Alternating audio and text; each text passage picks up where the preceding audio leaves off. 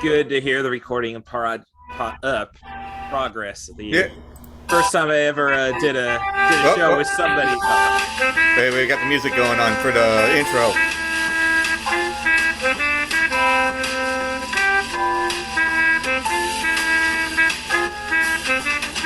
Now, I would like to introduce the one, the only, me. Hey, Squiddies! It is Dre from Tattoo Squid Podcast, and I'm here with Russ from 90forchill.com. See, I put the .com in there for you. Thank So, you. we Thanks. put the .com in there, and we were talking once before. Hmm. We were on. I was actually on Russ's channel, and we were talking with Trash Panda, and we were just talking about like everything from wrestling. Actually, the moral of the episode was the movie Doom. Hmm. And then we just went into wrestling and pretty much Trash Panda was like inexposed with like his own kids doing their own wrestling stuff going on at the house. Hmm. So he's like, I got my own wrestling match. Hold on, I gotta go. So, but how are you doing, Russ? How's everything? How's your Saturday? Oh, pleasant Saturday, day off. With retail work, you can't really tell when those are going to happen. So, Oh yeah, definitely. You're like, oh, this person's not coming in. Ah, fuck. Yeah. But yeah, we call it like we were saying before. I was out about looking for a place, and not gonna go into details on the air. We call it, but it was a very hefty day. And it felt like you ever watch those shows where people are looking at houses, right? And then oh yeah. was it they go in there and then they put something in there, put a bid in or whatever, Hmm. and then you go to like a bar or a restaurant or something, and then you sit there, and here comes the realtor, and so we went with the realtor and sat there, and we had some pulled pork and pulled chicken, like barbecue, and Mm. oh my god, I had like three sliders and like macaroni and cheese and cornbread Mm. and some soda, and I was like, nice. I was like, we're doing all this thing, and then it just felt like we're on a show. Yeah. Oh, Yeah. I was yeah. like, I wait. was. Yeah, I wasn't around because recently my little brother bought a house, and then my parents had swapped houses, and I think the year before my little sister and her family went and moved to the moving. It's been being about 90 miles north of 90 miles away from any of them. Kind Yeah. of dampens the experience for me, but they're all addicted to housing shows now after that, it seems.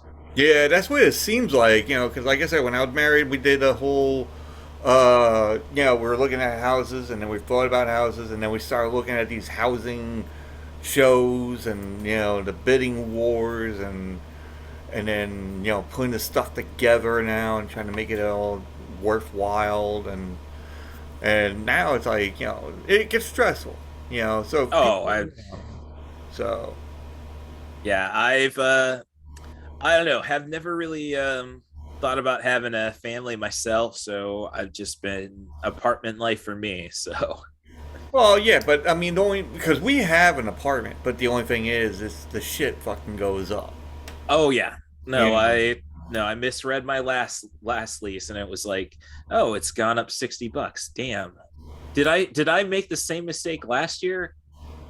And no, looking over the old documents, Russ, how did you fuck that one up? Like, Yeah, I mean, we were just like we were looking at it and we're like, oh my god, and it wasn't even because like the rent was going up. Well, that's one of the things, and then other things were, oh, there's a meth lab around the corner. Oh, oh, we got shot on Thanksgiving. Hey, we got this one over here. I mean, it wasn't a bad living area. It's just, I guess, once, and then this is what's funny about it because the people that run the place, they wanted to put a kind of recreational thing for the kids. yeah, So they started doing that. I think maybe prior to, as I call it, the shutting down phase. yeah. So around that time, I think they were starting doing it, and then they did it, but you couldn't do nothing after that shutting down phase. Hmm. And then, but the cop that was around, and they're like, so you're gonna put up a basketball net, you mean a basketball court, a tennis court, and this and that for an apartment complex. And they're like, well, yeah, for the kids and all that. And then the cop's like, you're asking for trouble. Hmm. And, because then he explained, he goes, there's going to be gangs, they're going to see somewhere that's going to be, a place to hang out. And they're like, no, it's not going to be like that. We got security. And I'm looking at the security. I'm like, Yeah. unless you're we call it again like attacked by King Koopa from Mario Brothers and all, because there's a guy that looks like Mario Brothers, Hmm. and like a whole bunch of like gnomes. No offense to gnome on Death and Day. Well, I'm just saying that we call that. There's a big guy that looks like a huge like gnome with a beard and everything else. So, um, and it was just like he was like, said that, and it came to fruition. Pretty Yeah. much, Oh, So, oh no, I live at plenty of places like that. Just make sure everything's been established before you move in. And oh yeah, no, yeah, no, we're doing that. We were like, we got the measuring tape, uh, and we started measuring, the areas like where this is where the dress is going to be. This was this, blah blah blah. well, I was more saying like when you're moving into an apartment complex, Oh like yeah. Well, make no, no, sure make sure all the crap is already set up and you're walking into gangs. no, no, no. But that's what Yeah. I'm saying, because my Oh. my girlfriend lived here way before I moved in.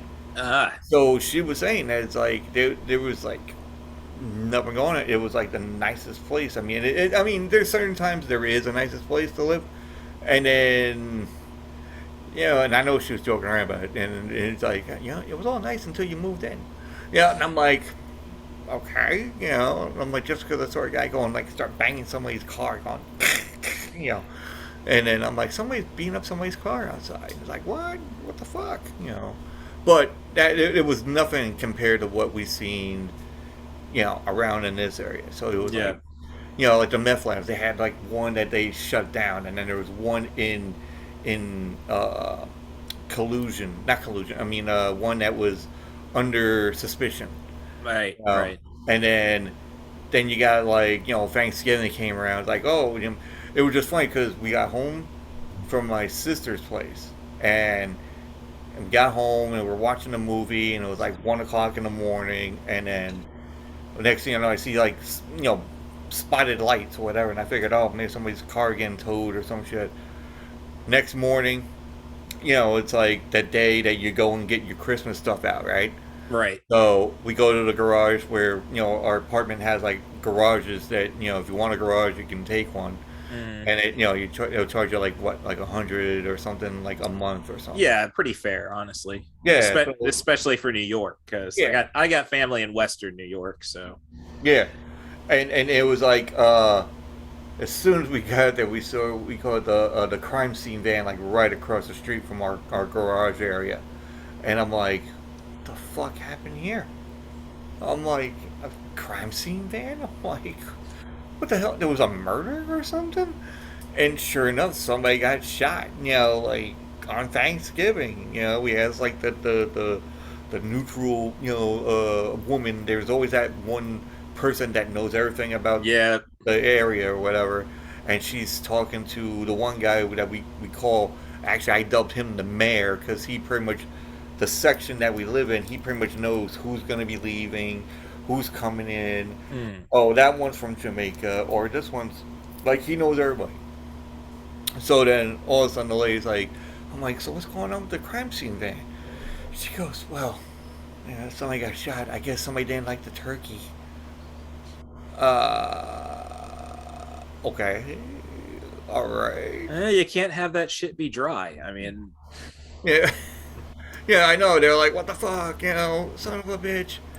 And then, but, that'd be funny if I ever heard one thing going on, it's like, uh, Wait, hold on. I'm trying to look up if there was anything going on. But then you you hear like something like this, like, or hopefully not this. I've kind of had a mix of both since moving down to Champaign Urbana from Peoria. So, Oh yeah, or this one. Super shot. Super shot. But you have some crazy, like when you people, if you go on Twitter and you look up 90forchill.com, and he has like these crazy. You got your cat on there. You put your cat like on display or something. oh yeah, no, I usually do the artwork based on Snapchats filters with my two cats. I should say one and a half cats. I got my good old kitty Ava, and then my ex-girlfriend couldn't take her cat with her when we broke up, so she's still paying pet support for him. So Okay. yeah, little Skimble, the one-eared little freak. Gimbal.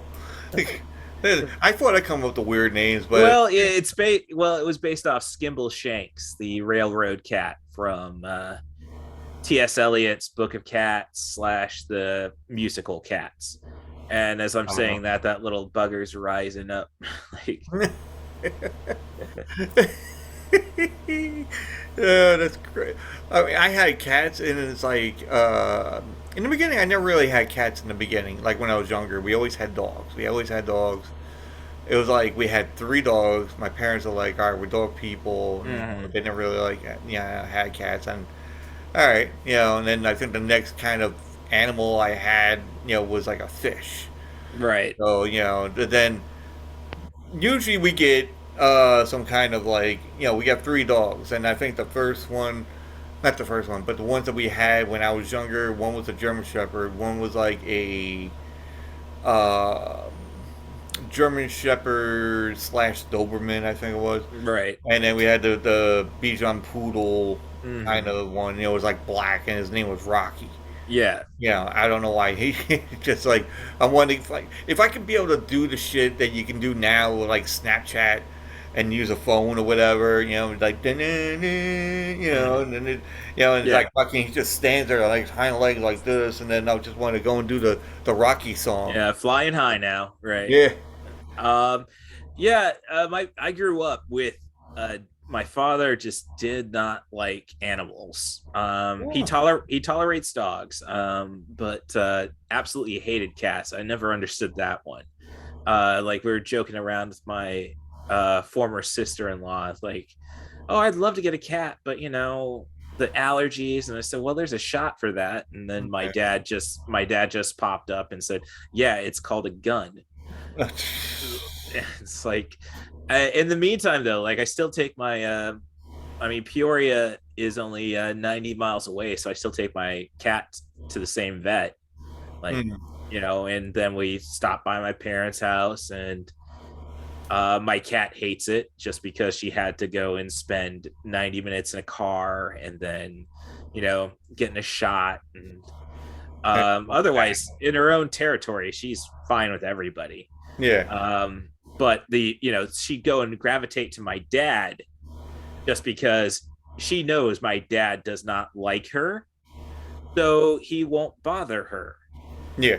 And so it's like a mutual understanding. I mean, it's as I keep on preaching, cats are not domesticated animals. They are just humans without thumbs. Their entire relationship was formed based on them killing, rodents in Egypt, and then the Egyptians were so impressed that they worshiped them as gods, and they have not let that slip. Even we call mummies, not mummies, but like Egyptians, like when we see the Mummy, the movie The Mummy. It's like right. Cats. Oh no, my mom just happens to watch anything with that guy, the bald guy in The Mummy, Arnold Vosloo. Yeah. He was in what other movie? I seen him in a movie with Hard Target. Yes, Jean-Claude Van Damme, John Woo's first American movie. And Yeah, and yeah, as I say, she'll just like, oh, you know a movie? You can get a hold of a movie for me with Arnold Vosloo. Send it my way. So She got a thing for him. she's got a thing for bald guys, which is Yeah. really weird because my Well, dad's it's a got the good thing full head. my mohawk going on, so they can't really do the bald guy thing again. Right. So, Oh no. my girlfriend wouldn't be happy about that. So. Yeah. Uh, Oh, I like my wrestling trainer's Danny Daniels, and I was doing an apprentice gimmick to him. And at one point they asked, yeah. "Are you one to shave your head?" And it's like, no. I mean, I've always had a thick head of hair. I still do at 42, but I was never gonna risk it. So Yeah. Yeah, but we call it. It's not that bad. I mean, it does grow back. I had it. well, there's a difference between a mohawk and Oh no, being I had a bald head for like well, but I'm just saying, you know, 9 years. you still got the middle where everything is measured, Yeah, really. but the only thing is like when you get back here, there's like Yeah. a spot, and I'm thinking just shaving the back part and just leave this go. No, I hear you there. I've got some scar tissue from inadvertent falls. So Chair shots yeah. and yeah. Oh, really? Only been struck in the chair with a chair once in the head. Yeah. I don't have that many exciting stories. At least, I mean, in terms of foreign objects. Yeah, but I was like, you do like the indie stuff as it is too, and I've been watching some indie shows, and like I said, we call it. I think we talked about this last time that the indie shows are very. I'm not gonna say comical, but they are like entertaining. Like when you watch like WWE or AEW or whatever, they call it like entertainment. You know, it's Right. like entertaining. But when you watch like an indie show, that's entertaining because they interact with the audience. Right. It's a basis of professional wrestling. Like I was listening to The Art of Wrestling with Colt Cabana. Yeah. And he was doing an interview with Chavro Guerrero Jr. Yeah. This was in regards to him playing the Brooklyn Brawler on the Young Rock. And Chavro basically just said, hey, look, the only thing we got to do is make sure you're playing to the camera instead of playing to the last guy in the row of the building, the upper decks. So that's but with independent wrestling, it's definitely, well, if you get good independent wrestling, I should say, the fans already know everything about the business. Oh yeah. I've seen some awful marks in my time. Just guys trying to call along with the show, and it's like, yeah, I don't know if you have a social life outside of that, and that's sad coming from me. So explain to the people like the audience, if there is like a big audience, I'm not sure, but like what a mark is, and well, the if term it's possible to say, well, the term mark just comes from the art of being a con artist. And we like to joke when somebody's really laying it in thick all the time. We call them carny, because it's all about based around the carnival folk, just trying to find somebody who's easy to trick. Basically, somebody is going to say at a carnival game, shoot the basketball when you already know the hoop is already bent, so the ball's never going to go in. And somebody dumb enough to do that, well, that's an easy mark. That's an easy target. Oh, okay. All right. So I guess in wrestling, it's more about marks versus smart marks, or smarks as we call them. A mark, they're just a regular fan you're trying to convince this is real. Smark is somebody who knows it's all fake. And I think the difference between a smart mark and a smark is just basically a smark is somebody who's trying to call the action alongside it. So there's a promotion I wrestled for in Chicago, World Wrestling Zone. Biggest star that came out of there would be Mustafa Ali, who's on Monday Night Raw. So Yeah. I knew the kid when he was 16, and he was awesome then. As a and at that time, he, shortly after 9/11, we're talking 3 years maybe afterwards, he was doing a Mexican luchador gimmick called Alto, but that's neither here nor there. But we did wrestled a couple shows for World Wrestling Zone, and one show we only had one paying fan, and it was he was a mark. Like, he was like, all right, set it up, set it up, set it up. Like, he's trying to direct as he's going. And I saw him at a few Shimmer women's athlete shows. That's a women's promotion that ran pretty much concurrently with the promotion I got trained under, All American Wrestling. I think it's like every big promotion now, they don't even mention what the letters actually stand for. Like, WWE officially doesn't stand for anything. Yeah. So AAW is just AAW, not All American Pro Wrestling, and there's a lot of stories behind that. But so yeah, I mean, that really describes the marks on independent shows, though, good independent shows. And the marks are basically, they figured out how to make themselves part of the show. Like, if you watch Pro Wrestling Guerrilla in LA, and some of their stuff is crossed over, like to other independent promotions like AAW. It was I think it started with the Super Smash Brothers, who are now the Dark Order in AEW. Evil Uno and Stu Grayson, Yeah. or they were player Uno, player Dos. Well, player Uno would have like a Nintendo controller on his tights, and somebody would take the time to hit the pause button or the select button on his tights, and then they would do an entire slow-mo bit. Oh, I've seen that. That's funny. Right. So what was the other guys? The Japanese. There's DDT, I think is. No, there was one. Oh, fucking shit! I forgot. He has like horns, and he's like a famous. Oh, what the? I'll look it up. Hold on. Just yeah, keep on. There's a wrestler Kikutaru who's always wrestled in a very heavy mask, doing a lot of comic stuff. There's Game Changer Wrestling, where they let that stuff happen a lot.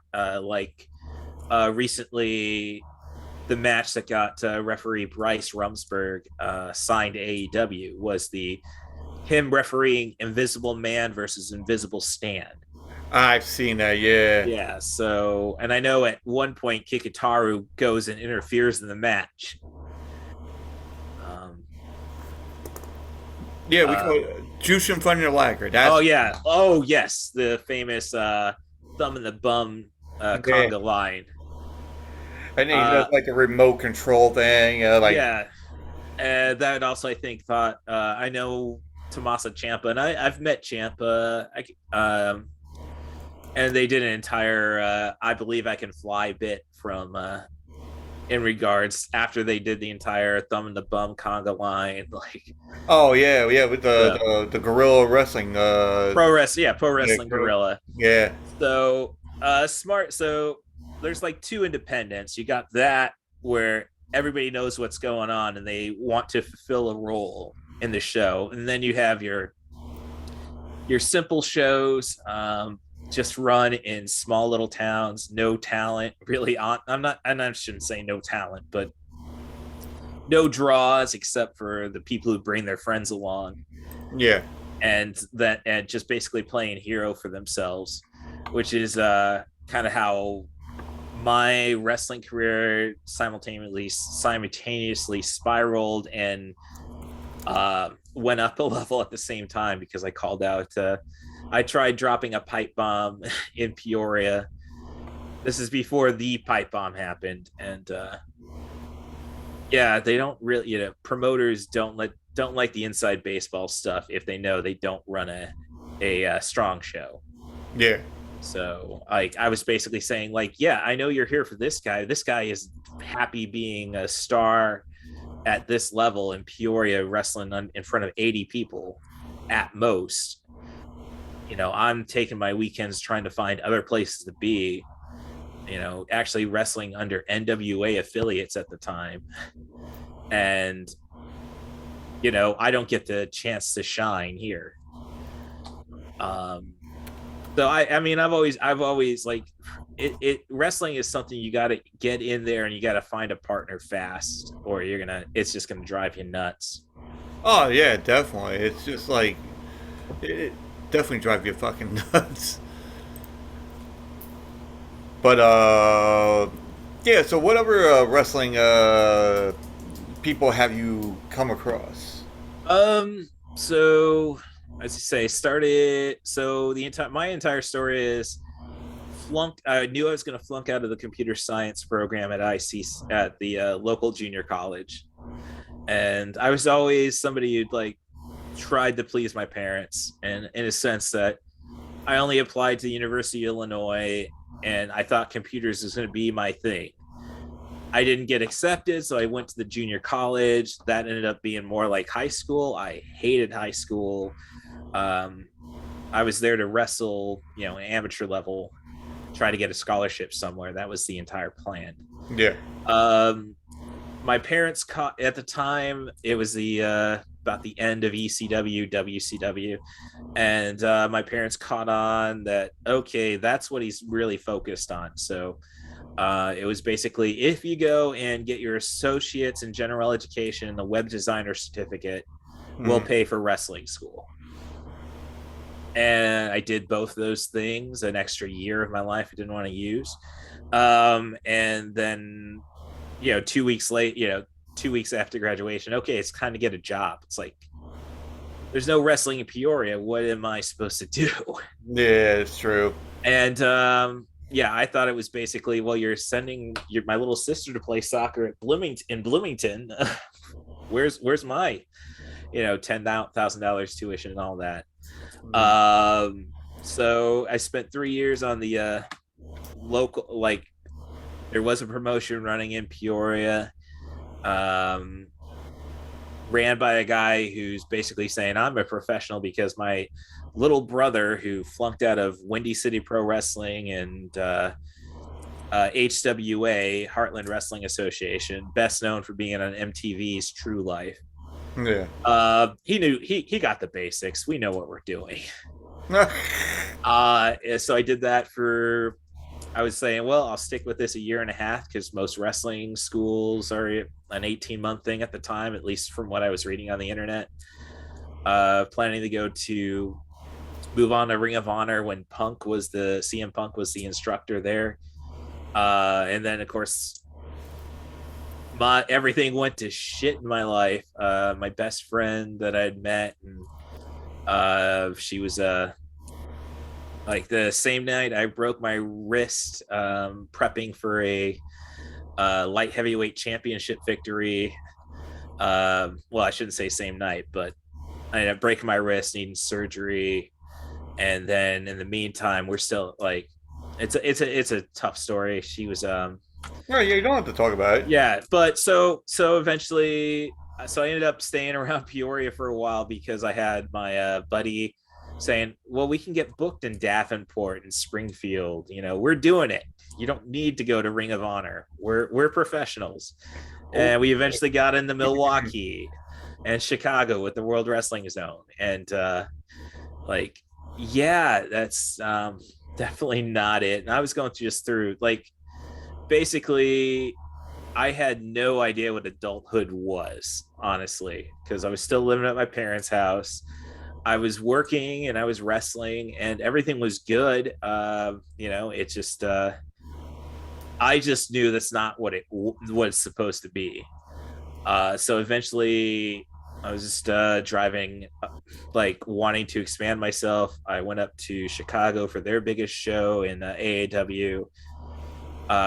Ran into Cabana and he directed me to Danny Daniels to drop off my tape, and Danny said, well, I'll see you next week in Davenport. And it's like, well, I did plan to be in Davenport, and I eventually started training with him. Danny Daniels' top student is Seth Rollins, and a very cool guy. He's definitely very authentic in his gimmick right now. Oh yeah. Well, I'm just saying it took a good damn near 15 years before Seth became Seth. Yeah, we call he's like a crazy guy in this one. Yeah. Yeah. But he was pretty reserved, just wanted to be the best wrestler he could be type thing. And then kind of always knew that about the guy. So basically the guys I got to hang around with and learn from at the time, Zach Gowen, Danny Daniels, obviously my trainer. He's best known as being the crooked referee for the TNN network and ECW. Chris Hero, Nigel McGuinness. I wonder what Chris Hero was doing now. I mean, he was doing NXT, then he was gone, and then I don't know what his deal is. Honestly, when Malachi Black made it to AEW, I thought, all right, this is the end for Hero, because they had a tag team, all heroes must die, or the Sumerian death cult. Yeah. And but that's with the other guy too. I forgot what his fucking name was. The one that has all the tattoos as well. There's Brody King. Yeah, Brody King. Yeah. Yeah. I knew Brody King probably. I didn't really know him. He's after me. He's probably a good 10 years younger than me. He doesn't look it. Well, he's like 10 years older than you, probably. That's what like work in retail, and then I'm looking at somebody's ID doing a trade-in or something, and it's like, God, thankfully I chose not to go into parenthood, because I still got these. I'm probably your age, and well, I'm gonna be. Now I gotta think. Let's see. As long as you're doing it on a podcast instead of a sobriety test, that happened to me. Yeah. Carry the 1. 49. Yeah. Yeah. So I'm gonna be like 49 in August. Yeah. Yes, folks. 49 in August. Yeah. That's what it is. Hey, I'm just happy to finally podcast with somebody older than me who's not my older sister. So. Well, I was talking to somebody that had, and last night, because I was talking to a guy, Happy Moment podcast, and he's just starting. He was like months in the whole thing, and he has like maybe 11 episodes underneath his belt. And I think he said that he had guests on, and one guest was a librarian, and what was the other one? There was a girl that was like a YouTuber, but like a video gamer, I guess, or something. I forgot what it was, but yeah, we call it. But I mean, he has like a website as well. I'm like, holy shit, everybody's got a fucking website. I don't have one yet. I was a web designer from college, so that's the only reason I got this stuff. Yeah. Because I mean, it's cool. We go that how we do our stuff as it is, and we're trying to get out there. But I'm just having fun. Yeah. But people are in for the money, if there is any. Yeah. I was about to say, I'm always an existential crisis. I mean, 42, living on my own with just a couple cats, and it's like, I got bills to pay, and it's like, well, why am I really thinking about not taking money from my retirement? Because it's like, there's not going to be much in my retirement anyhow. Like it took, it took 15 years for 6,000 to turn into 13. Yeah. It's like, if at best I'll have 50, and like, how long is that going to last me? I'm working the rest of my life. Yeah, I know that. Yeah. So I unless you win the lotto. Right. And then you're going to like, once I hear a good lottery story, I might have some faith in the concept. Well, now going back to what we were talking about with the housing thing, people are looking at the housing shows, and there's like one show where they have It's all lotto winners. I Yeah, know it's a that. lot of Yeah. winners, and then there's like this guy we call it that was like some kind of like artist.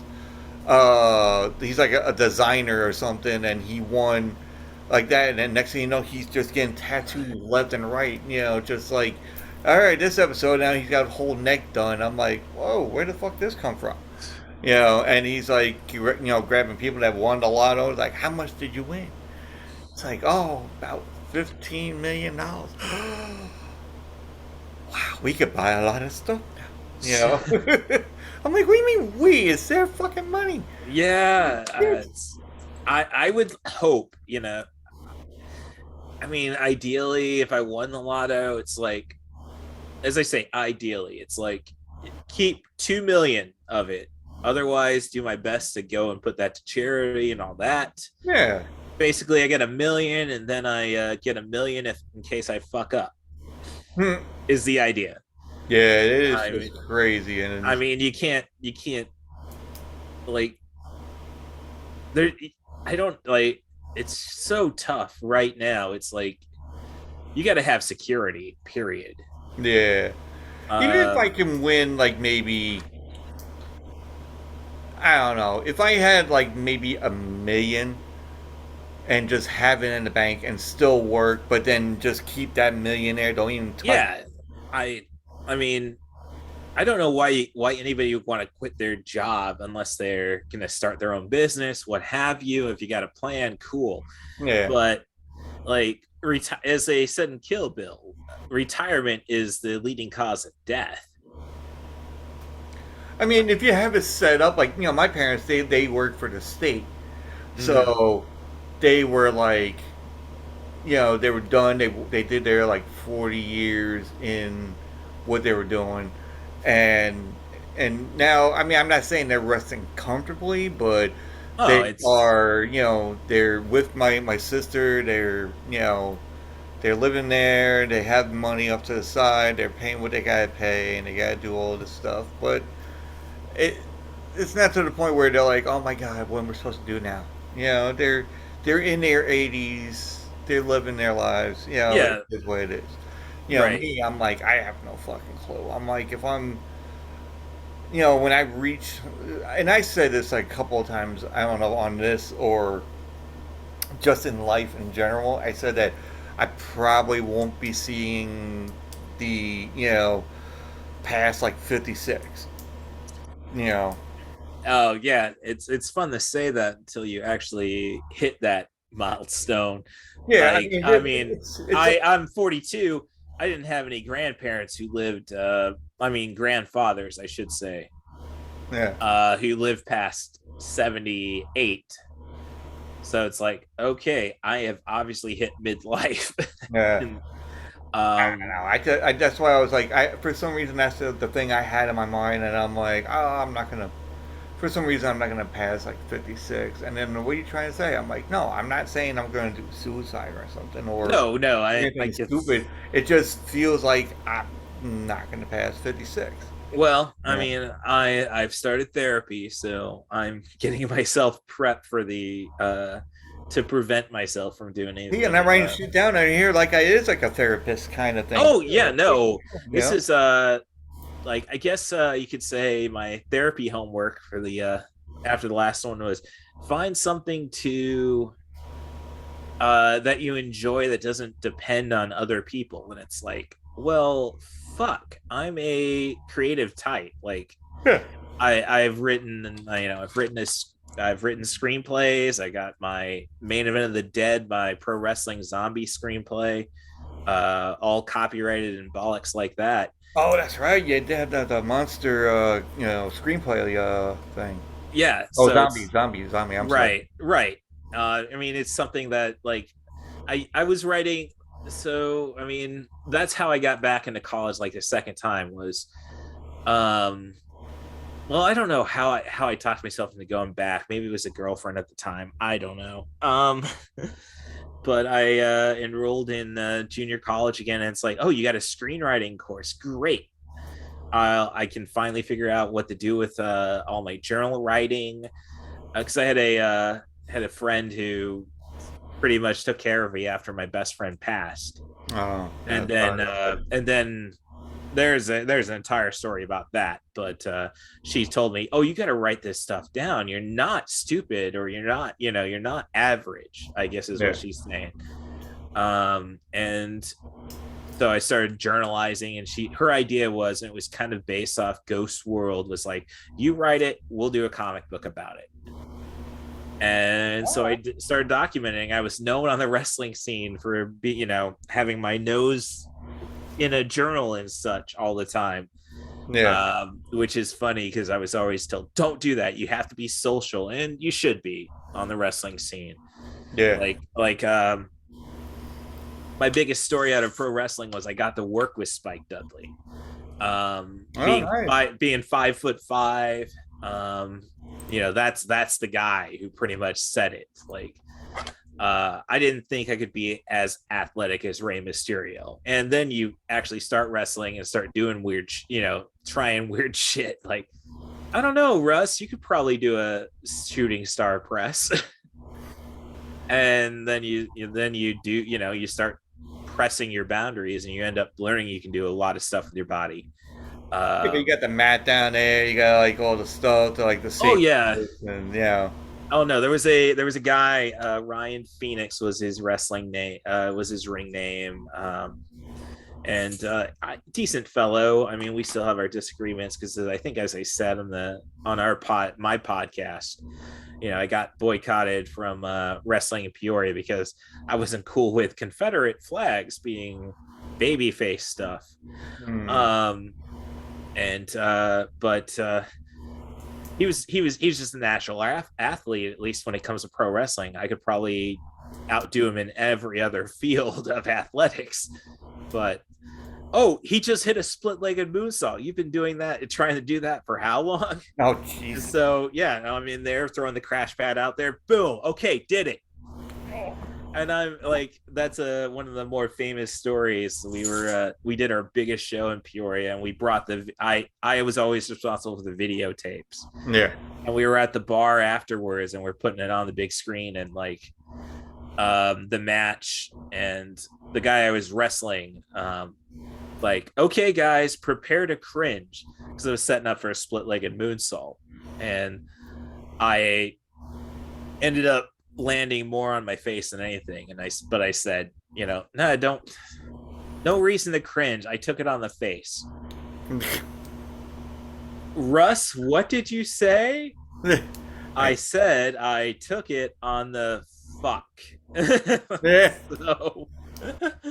So sorry. Yeah. So I've only gotten around in a shooting star once. That was taking a clothesline from my best buddy in the Peoria, and as I say, I got around enough that I landed on my forehead instead of the top of my head on a clothesline. Yeah, because there's a lot of people that do a move and they land on their head, but then it moves a different way, and then they're like paralyzed for. Yeah. Oh no, I talked to Lance Archer about that at C2E2. It's like, and which is kind of a tough thing for me. Like, they're trying to sell me, you can get a picture of you with Lance, and you can hold the IWGP United States title for $60. It's like, it sounds cool, but I still think I'm myself a professional wrestler, regardless that I haven't had a match in 11 years. Yeah. If somebody wants to book my ass so I can call it a 20-year career, always the email's rustthebus07@gmail.com. I'm willing to put the money in the travel. But when you do have that zombie screenplay, keep me in mind when they do a movie, because I've been trying to get onto doing some kind of there was they had the Purge TV series. Yeah. And when they started promoting it, they're going to do this, we're going to do this, Purge TV series, blah, blah, blah, blah, blah. And I was on Facebook, and they had a thing where, send your picture and send it to his talent scouts or whatever. And I'm like, what do I got to fucking lose? I'm like, right. And then I sent it. It was this, crazy, and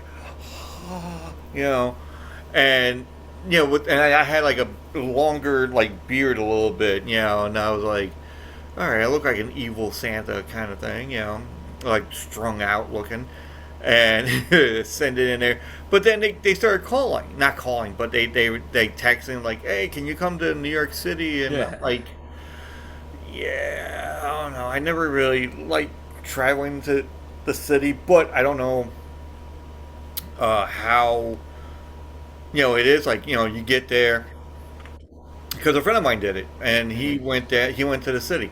They wanted to pay. They wanted him to pay for the headshots, Yeah. do all this other stuff. And I'm like, wait a minute, you want me to come down here and talk to you guys? I thought you're paying for all the shit, the headshots for me to go and do all this stuff. No, you gotta pay. I'm like, so now they were like, well, it might be the same way for you. And I'm like, yeah, I don't have money. Yeah, no, I it's don't have. I have learned that you gotta put up whatever, it's nobody's gonna give you a handout. Yeah. Um I mean, if you want, so I always feared about getting famous and then they're gonna pull up my own old Tough Enough tapes. Like I think one of them was me, like I didn't know shit about doing promos, what have you, public speaking, Yeah. until I had to from professional wrestling. Um, so like my tape is basically me with a Sharpie, right? Putting X's on everything that I've already busted through high school wrestling and taekwondo. I don't think I had my tough man fights at that point. Yeah. I did two tournaments for the FX tough man on FX. If you're none of them were televised, and thankfully not, But because were there around like the Miz at that time and well, Tough Enough, no, so this would have been right at the beginning of Tough Enough, like we're talking 2001, 2002. oh, okay, yeah, yeah. Miz was 2004, the $1 million Tough Enough, Oh, yeah, yeah. where they didn't actually have a TV show. They were just doing it on SmackDown with the infamous, I think it's Daniel Portier nearly making Kurt Angle tap out, Oh, yeah, yeah. I remember that. like, Yeah. um, which I stand on Kurt Angle's side. Like, no, you don't make the good guy look worse. You Yeah. you take your beating, you smile, and Yeah, that's it. You walk back and then right. as they call it, you take the bumps. Yeah. Yeah, no, you're paying your dues. Yeah, that too, yeah. Yeah, I mean, believe me, God knows how many blowjob jokes. Okay, so how long have you been in the business? All right, well, let's go to the bathroom. Did we talk about that YouTube yeah, I think we did. It was there's like this YouTube channel of a guy that interviews all these wrestlers, and it's like famous wrestlers, like Rikishi, Yeah, uh, right. No, you're Bob talking about Backlund, whoever. pulling the bag out and pulling a gimmick. Oh well, they're if that doesn't prove I'm a professional wrestler, saying pulling the gimmick out. No, no, no. Yeah, Pulling like a dildo out of a bag. Like, who yeah, does or this the make you Jack think Daniels of? bottle, or a pill bottle, Pill bottle, a or some sack of weed. weed. Yeah. Yeah. But then they had other ones where they'll have like a girl wrestler on, like Awesome Kong. She was All on, right. Yeah. and then they'll go like, okay, I want to tell you some names, like women wrestlers, and just tell us if they're a hoe, And then all of a sudden you're like, oh, Mickey James, and not a hoe, it's like. Then, oh, I don't really know her that well, so and they Yeah. go on and on, and then No. they got the men. It's like, all right, well, which one's a dick? Oh yeah. There's like so many. It's like, oh, he's okay with me, but when he drinks, he was a fucking dick, or if he was high on something, he was a dick. Yeah. So, and then there's a lot of wrestlers, and even a friend of mine, he's a referee for the kaiju big battle. Oh, Yeah. love to actually see that live. I have. Oh my god! I think he does it like upstate New York, and the referee's name is Mark Dundee. I've heard of him. Yeah. I'll say that much. Yeah, we call it. So I know him for like a long time, and he's lived on where I am, and but he's just an awesome person, and I want to see if I can get myself into like the whole kaiju big battle, just like be a guy like a podcaster, like hey, he does a podcast, and Oh, yeah, a lot of professional wrestling still is of an old mindset. I hate to say that. Like, I don't want to say it about Danny Daniels because I still consider that guy to, like, he's the only guy who ever was willing to believe in me in this entire professional wrestling journey. yeah. And Lord knows he didn't have to. He already got $1,500 from me. Before, and so that's my biggest regret about professional wrestling is that I didn't come out the other side. And there's just a lot of drama about that. Again, it's like adulthood didn't hit me till I was like 24, and that's what you get for being a people pleaser, I suppose. You gotta learn it. The earlier you learn that you gotta tell people to fuck off at points, the better you are. True. Yeah. Yeah, I mean, I'm not saying it's a wise decision. You're gonna make wise decisions of who you're gonna tell to fuck off, but learning that ability is crucial. Yeah. Which again, a good thing I'm 90 miles away from any nephews or nieces, because God knows their parents don't want me telling them. Yeah. You know what? Fuck mom. Yeah, we're not. I knew that cunt before. Sorry to drop the C bomb, but I knew her way back then. She, you're not doing anything she didn't. Yeah. But yeah, we're getting towards not because you said the C word. I'm just saying because we're getting towards, like, usually I try to do like an hour and a half, and right. No, yeah, so, we're definitely at the hour. Yeah, we could at the hour, and as it is. But tell everybody what is 90forchill.com and how they get a hold of you.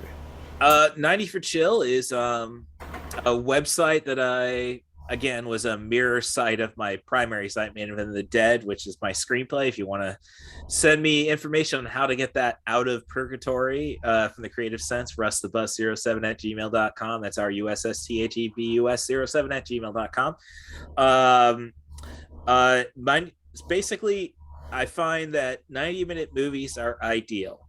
Because sometimes, like, if you watch an hour TV show, like a drama, say Law and Order, just throwing it out there. Yeah. It's like, all right, that was a cool episode. I'm ready for the next one. And then you've turned an hour into 2, dare I say 3, because of the binge. Yeah. And then you got your long ass 2.5 hour movies. And it's like, when do you have time for that? So I just kind of decided, 90 minutes is the ideal time frame. I do have support from the ID10T podcast from Chris Hardwick. He did pop me on the ID10T community corkboard before the Stanley Tucci episode last year. Like, and this is happening, 90forchill.com. Tucci. Yeah. So, but Chris Hardwick, man, he's I put Hardwood. Hardwick. Yeah, right. He was the man behind doing whenever you watch The Walking Dead, right? Talking Dead. But he also did Singled Out. Yeah. Yes. At Midnight. Yeah. And he was kind of one of the first podcasters, in all honesty, with the Nerdist podcast. He eventually made that into a brand, sold it for $12 million to Legendary Pictures, and now he's doing his own thing. But and he married one of William Randolph Hearst's heirs, so he's doing fine. That's what we need. We need to get that kind of money as well.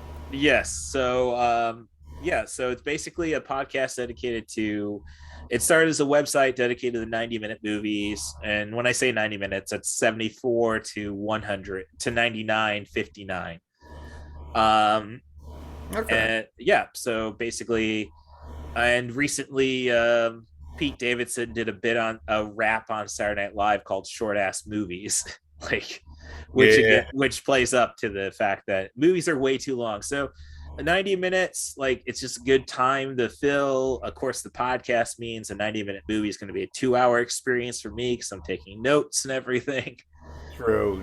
But Yeah. the point of the matter is like it's just the ideal time frame. I listened to the commentary on Aliens with James Cameron, and he was talking about, well, shit, I got to do. I get a chance to write the Alien screenplay, but I also got to do Rambo 2, or I should say First Blood Part 2, Rambo. Yeah. And somebody just said, look, it's just 120 pages each. Rambo fits 90 for chill. Aliens does not, but that's what I'm getting at. Like, it's just a good place to start. Yeah. You want to, in the end, 90 minutes is the ideal time frame, and I do my best to keep promoting that. As for Main Event of the Dead, it's technically a 50-minute movie, but I figure, once we throw the professional wrestling into it, I can go and push that to 70, 74. Wrestling and the dead. It always goes together. I don't know. WWE tried to disprove that last year with the Damian Priest versus the Miz and the zombie lumberjack match with association to Army of the Dead, I think it was. Oh yeah. On top of that, the Miz blew his knee out during it, so it's like, yeah, that sounds painful. Ooh. Yeah, I mean, again, it's just showing my age. Like, had my general manager at my store, should I grab drink the second monster? And it's like, dude, I'm 42. Like, I only take one a day. You're saying, well, I still got a couple months before I'm 40. It's like, oh, yeah, which I think plays a lot into my depression and anxiety. Is like, this guy's running the store and he is 3 years my junior. Fuck. So yeah, it's basically I just do my best to interview people. We try to do, it started as themes, it's gone to pretty much just individual movies. The Doom podcast was an interesting experience. Oh no, it was great just because I got to finally chat with a great podcaster and Andre here, and get to work around more of a learning experience, with when it comes to Colin. I really dug his kids. They were pretty good. No, he's honestly, we call it, like the best. He knows, he has knowledge of everything. Yes. So, knowledge of wrestling. He has knowledge of all different aspects of, like, business wise. Shirts and all that. And I love the guy. The guy is awesome. He's funny to talk to. When he doesn't have his kids around. Because half the time you're like, so what's going on? He goes, yeah, hold on 1 second. Right. And then he comes back and he goes, okay, where were we? Yeah. But no, we call it, it's like the nature of the beast when you have kids. So right. I don't have kids, but I can tell from the fact that, like, my brother and my sister, they have, well, my sister has one kid, but she is like one turned into 5. Right. And my brother has like 3 boys, so you could tell how that goes. Yeah. I'm surprised, he has like a sanity left in his brain. Oh, well, I'm surprised. Like, parenthood is weird just because I'm surprised how well my little sister, who I may have not called a C word earlier on, how she handles her kid. She was the star of the family, I guess you would say. The cute one, the C word, Yeah, right. But and how well she handles children, like okay, yeah, you were the short-tempered one. It's such, like, yeah, but some of them can do it, some can't. Yeah, right, and that's true. And I'm glad. I don't know.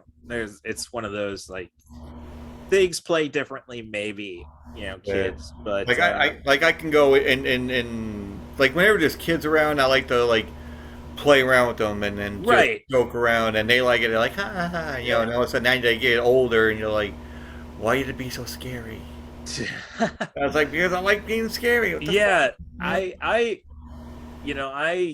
me and my niece and nephew. I don't get to see my little brother. I mean, my little brother's kid's not even a year old yet, so I'm not even gonna sit. Oh yeah.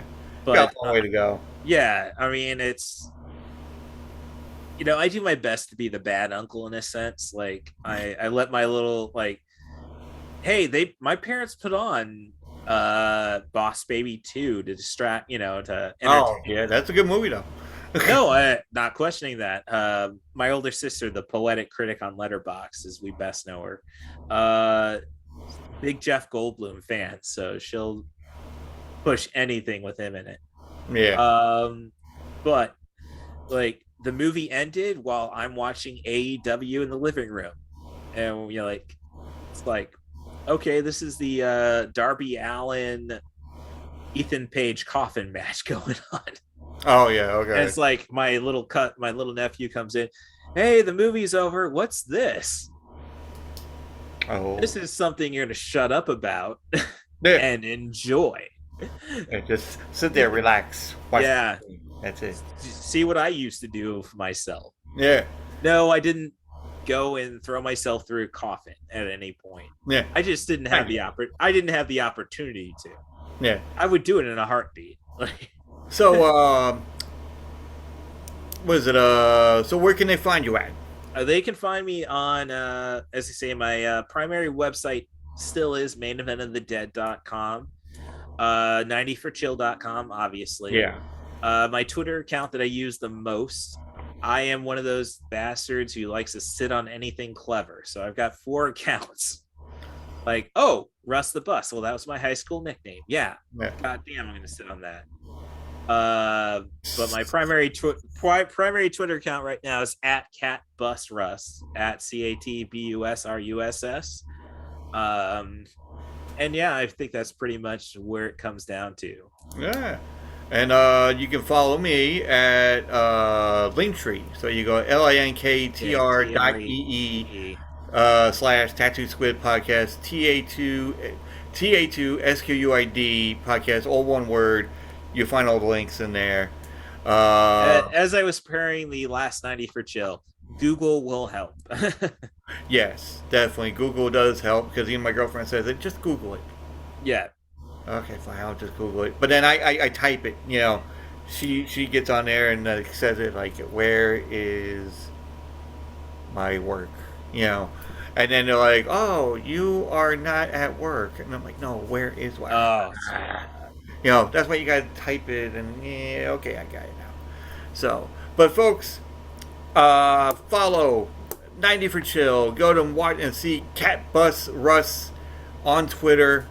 Catch like most of his, when he posts like different links and stuff going on, and even you too can be on the Cat's Bus Russ. 90 for Chill. Always looking for guests for 90 for Chill, the podcast. There you go. All I need is a movie, a theme, a director, or an actor, as long as the subject matter. Well, I mean, wrestling helps, but yeah, as long as the subject matter focuses on under 100 minutes, I have not done No Holds Barred. If anybody wants to chat about wrestling and 90-minute movies. That's available. I can bench for that. So I was on there. Yeah. So we did it. It's fun as hell. And that's all I like to hear. I could. Yeah. You get there, and then if you're lucky, you can see Russ. Kind of like.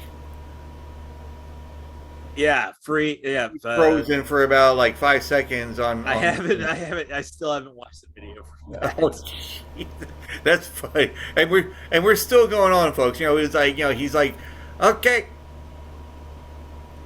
and then all of a sudden after you got me and Colin like, so we the conversation didn't get caught on the recording, but yeah. And then it would start off, and then hopefully we could splice it together. That would be a cool segment, just put a little Actually, I figured out what you could do. So when you go and watch that whole thing, right? You watch that part where you're frozen and all that, and then you have us going on there, and then so we're still talking, and then you could splice the other one and just have a little thing go in the middle, like a rewind going into it. Yeah, no, that's a Yeah. I really wish we could have had this conversation before I published the last podcast. But It's gonna be fun though. yes. You know, you'd be like, holy shit, how many views I got? Oh my fucking god. You know. And then you'd be like, well, thank you, Dre. Oh, you're welcome. You know.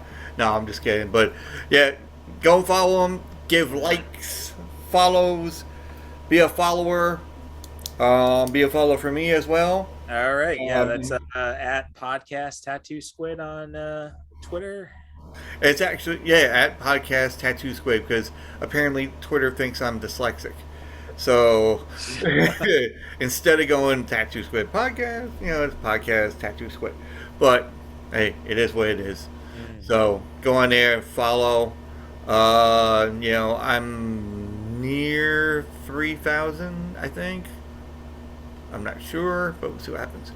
So, all right, folks, and I'm gonna talk to Russ for a little bit, and then the next one I'm gonna have is, who is it? Pete at holy shit, I forgot. I didn't forget. I just where are you? You son of a biscuit. Oh, Pete at Middle Class Film Class. Ah. So this one's going to be a very. We're going to talk about films probably, and Yeah, but you know how the show goes. We talk about different shit. So oh yeah, yeah. You know, I'll get the nitty gritty out of everybody. Yeah. No, So, all right, you got your niche. No question there. No, it is a niche, yeah. But all right, folks, take it easy. Have a good night, and see you in the next episode. All right.